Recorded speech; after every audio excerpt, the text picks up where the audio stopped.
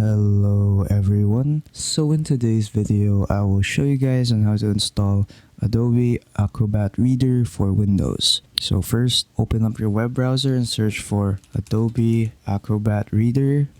And then just click on the first link that will pop up. And then just click on download Acrobat Reader. Wait for that to finish. And then it will start downloading. Once it's done downloading, just double click on the installer.exe.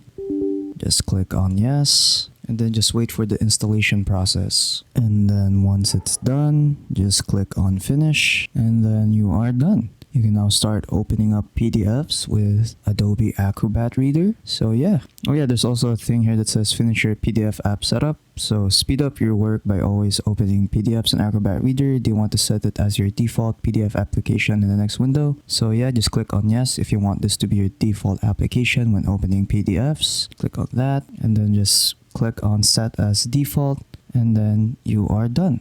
So yeah, that's pretty much it. You can now start opening up PDFs with Adobe Acrobat Reader. So yeah, hope you guys enjoyed the video. Don't forget to leave a like and subscribe for more tech tips. That is all.